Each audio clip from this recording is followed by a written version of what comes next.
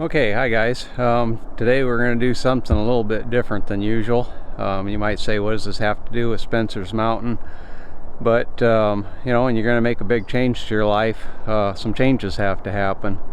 So this is going to be one of them.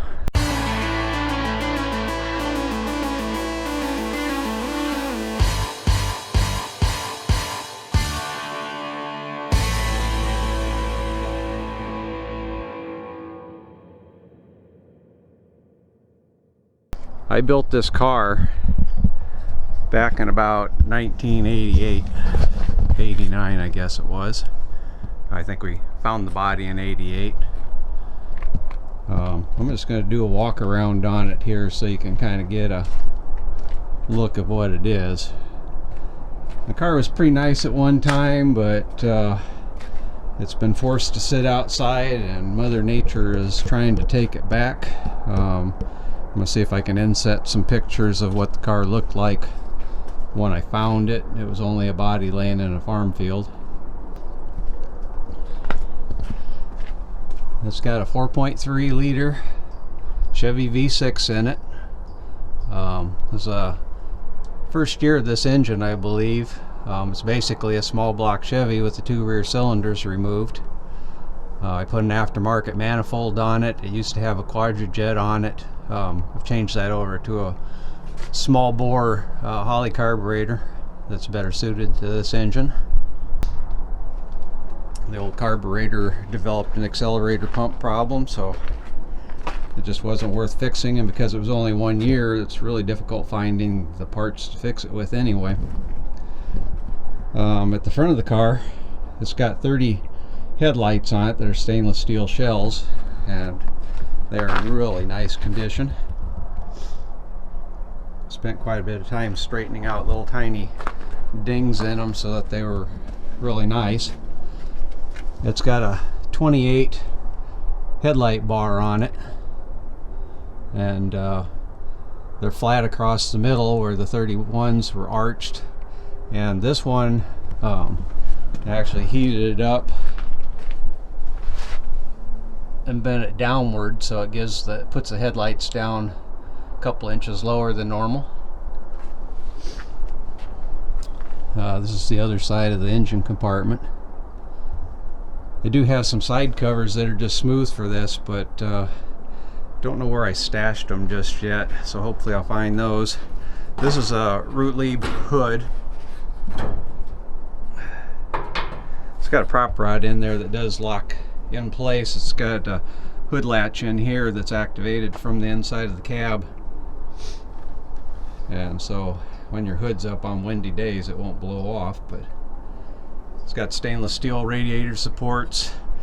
The radiator, you can see, is full thickness from back here out to here in the front. This was I think it was a Walker radiator, and it has the condenser for air conditioning, and it was made for a hot V8, so this little V6 doesn't upset it too much, keeps everything cool.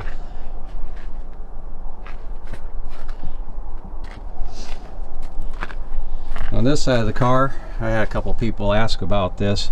It does have some paint that's been chipping off of it. It's not rusted through at all. That's completely solid there.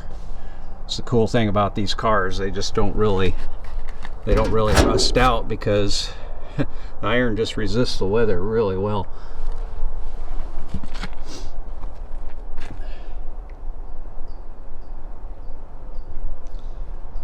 The top of this car has been chopped down 2 inches, which ended up with the windshield being about 12 inches tall.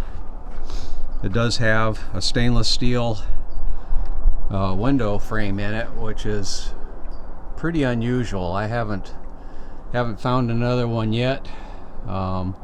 Something we just tripped over in a salvage yard, and it had some damage in it where it wasn't welded properly. I welded that back together down here. You can't even tell that it's been done. Polished it back up. Of course, it's been shortened 2 inches. The roof of the car has been filled in. These normally had a vinyl insert up in the top of them, and the top was from a 1980 Citation. Found out that if you cut it out of the roof of a Citation and flipped it around backwards, it was almost the exact perfect curve to match to the roof of this car. The top of this car had been hammered in, that's why it does have some body work on there. Unfortunately, I've acquired the skill that I could remove all that these days, but back when I built this car, I had no problem just filling it in, and the dents are really minor up there anyway, but they could be cleaned out and straightened up a bit. The car is a conglomeration of parts. It has a 1930 body, and you can see that it has 1928 fenders on it. And the reason for doing 1928 fenders is because everything from 30 and 31 were basically junk. Couldn't find any fenders that matched that, and these fenders were in pretty decent condition from a sedan that had tree growing up through it, so that was kind of a fun project to go out and salvage them. I like the way they wrap around the tires better than what the 31s. 31s basically just swooped out straight. They didn't have this curve to it. I like the curve myself better, but it's all a matter of personal opinion. It has 1929 splash aprons on it, and it's kind of hard to tell, but there's a little bump right here on the metal where they used to clearance the brake levers underneath of those aprons. And then in the back, these are reproduction 1931 fenders. They're steel, but they're really well done, so I've had no problem with fit or the way they look on there. They fit pretty tight to the body.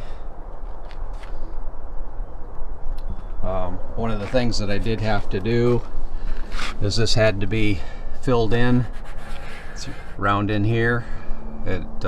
Running boards on the 31s come out here. The running boards themselves are tapered, whereas these are straight. So there was a hole there, and I ended up filling it. The fuel door is from a Volkswagen, and I saw a Volkswagen out in the salvage yard. It was like, this kind of looks like the front of a Volkswagen going the other direction, so I put this in there so I can fill the fuel tanks. Just a Volkswagen cap, but that's remotely operated inside. And the car has a rumble seat in it. There's no latch on it right now, but the seat can be pulled back. There's no pad in there. The floors are all brand new reproduction parts, so there's absolutely no rust in the floor. They were all epoxy painted when I did that. Did have a sealed battery in there, which ultimately went bad, so now I've just got a temporary battery sitting in there. And over here you can see the fuel line, or the filler, running down the vent, and then that goes down to the floor. There's saddle tanks on each side of the car, and then a large tube feeds all the way across to the other saddle tank on the other side, filling both tanks up equally.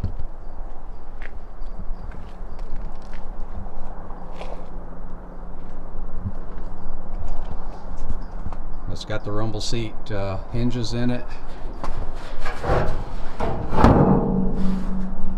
That area needs a little bit of work yet as far as the hinge placement, but it just needs to be moved around a little bit. This car had the back rails, rain rails cut out of it, and apparently somebody put a wood bed in it so that they could haul like hay or something on the farm. So that's a little history. It's a little bit wet out here. We did have a good measure of snow here the other day, and so I tarped the car up, but it still collected some snow and that.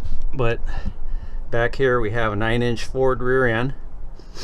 2 inches were cut off of one side of it to accomplish two things: make it fit underneath of the car, and also to center the third member in the center of the car. So the drive shaft does angle because of that, but it doesn't affect it in any way. It's got TCI coil over shocks in the back of it for the rear suspension.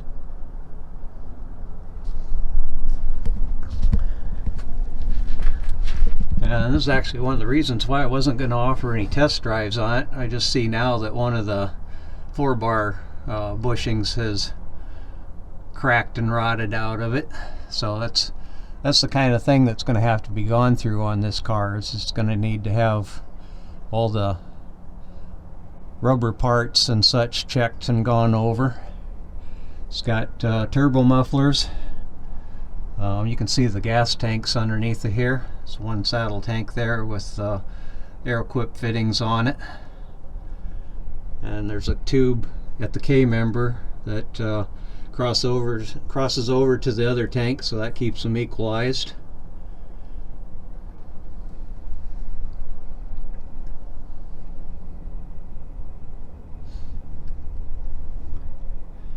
The chassis itself is 2x4 steel tubing, and the rear horns have been tapered so that it looks like the original frame. And then we'll go up to the front and I'll show you the front of it. Okay, up front we've got a bell axle. It has a transverse posy spring on it with slider buttons in it. I rounded off the ends of the spring leaves. They were just flat before, but they look better rounded off. The spring perches are stainless steel. All the components on the suspension are Deuce Factory. It has Deuce Factory mounts on the frame, and the lower shock mounts are stainless steel and polished. The shackles are stainless steel and polished. The bat wings are stainless steel and polished. It has S10 brake calipers on it with 1940 spindles.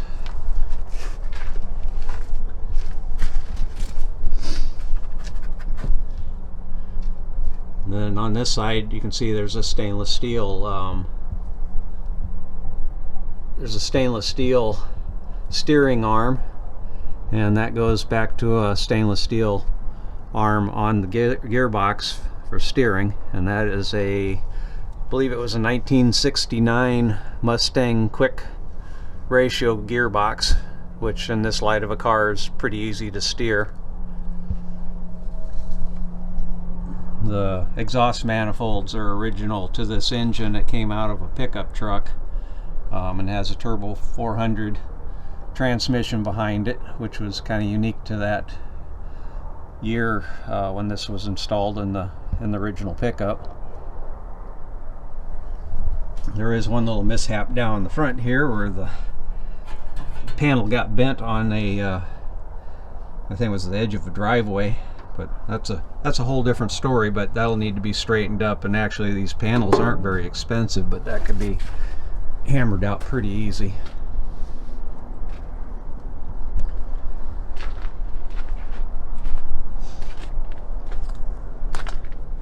Okay, there's not much interior on the old car. Put some panels in there just to get by on. Threw some carpet on it. A little bit of stuff on the dash. It does have a Lucara steering wheel in it, and everything is covered with copious amounts of dust from sitting.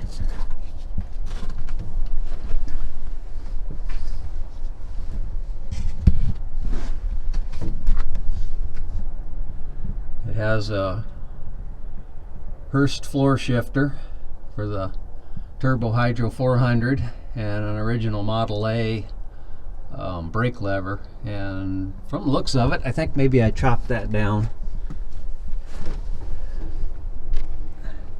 Has a spoon style gas pedal on it and custom brake setup. I cast this steering wheel hanger myself. Tried to make it a little bit like a piston rod. You can see up under here the original gas tank has been completely removed.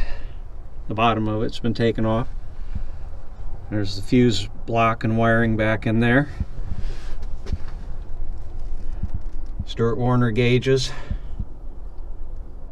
I think the video explains what all is set up on there.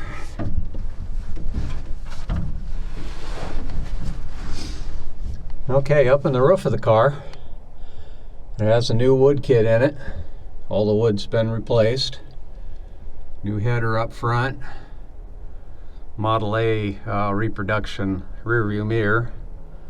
And then a little electric windshield wiper. It's kind of a silly little wiper, but it does work and it makes it legal.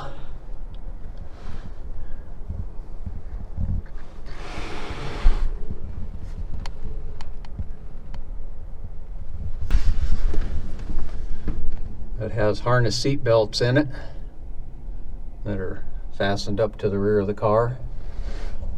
A lot of the original hardware was recovered and cleaned up and reused. Inner window trim is there and has been chopped.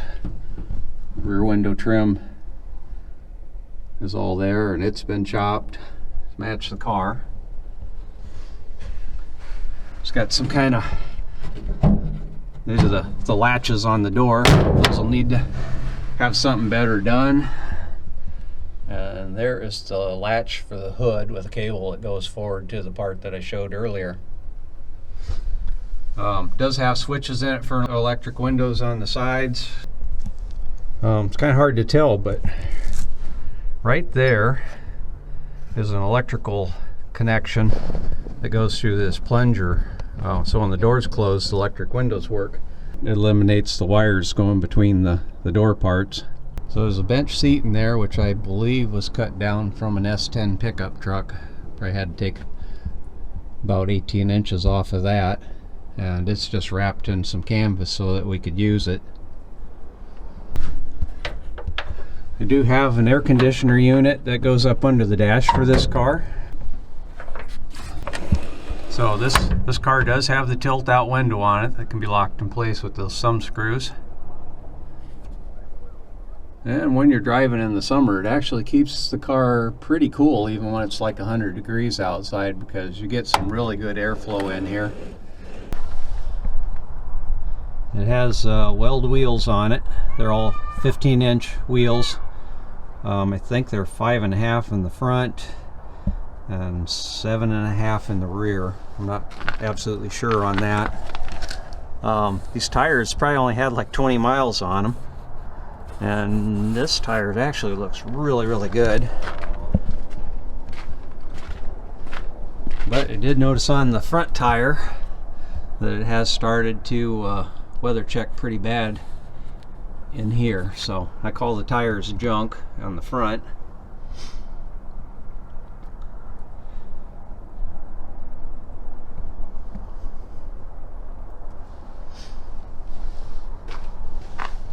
The engine does have a cooling fan on the back of the radiator, and it doesn't really need any kind of cooling when it's moving. The front radiator is just a dummy. There's nothing in there. It's got a regular radiator cap in the rear of it, and it's got the gas tank filler up here on the cowl. And if you let anybody that thinks they know something about Model A's fill your gas tank, you might get a lap full of gasoline. So there's a view of the 4-bar mount on the driver's side and front. Steering arm up above it. You can see that the oil pan got customized on this car because it had a little mishap with a driveway. Like I said before, that was kind of another story, but anyway, built that pan drop just so it's got a little bit more ground clearance than what it used to have, which isn't very much.